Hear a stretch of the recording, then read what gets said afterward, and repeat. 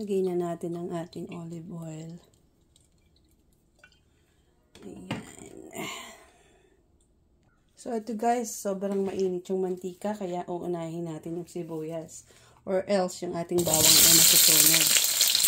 Ayan. Diba? Tapos, pwede na rin naman agad-agad natin isunog yung ating bawang. Ayan. Yung bawang ko po yung nasa jar na lang kasi para ready. Although mas masarap pa rin yung fresh na na bawang.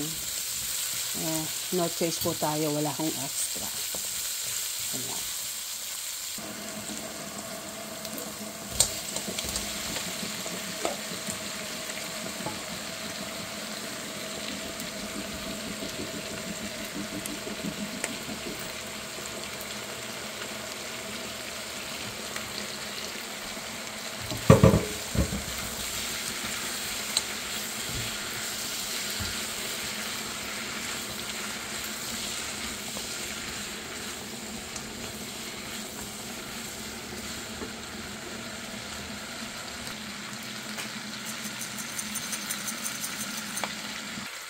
Ayan.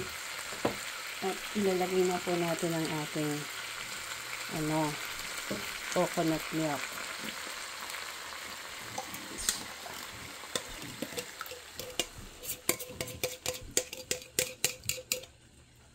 Ang ating coconut milk.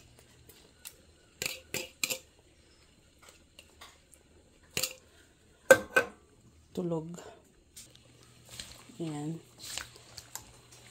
Tulog yung ating coconut milk. Takpan na lang po natin siya hanggang sa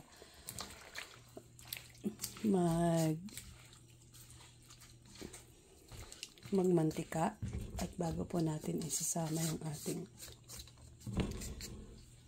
mga gulay.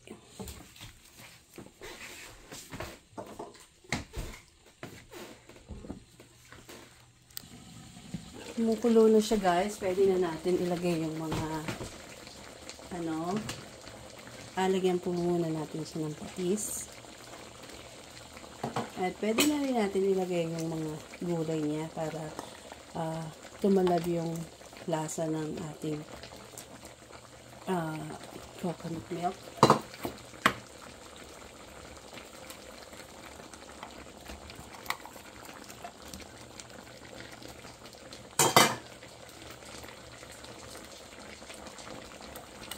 Ayan. Since yung ating chicken feet po ay luto na kasi yan.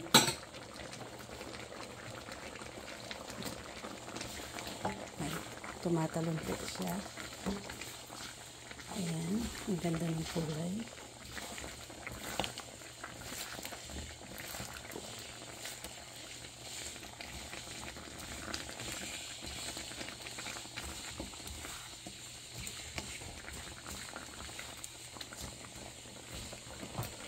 Ang ganda po ng kulay niya, oh.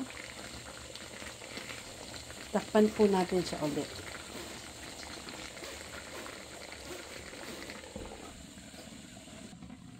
Ayan na guys, ang sarap. Luto na po siya. Pwede na natin siyang tikman.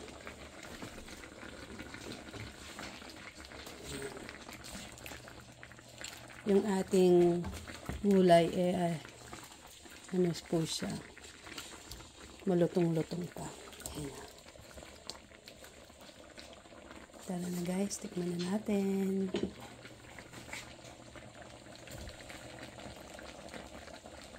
So ayan na guys, ang ating chicken feet curry. Ayan. Ito po ang ating mga damo on the side. Tara, tikman na natin. Salamat po.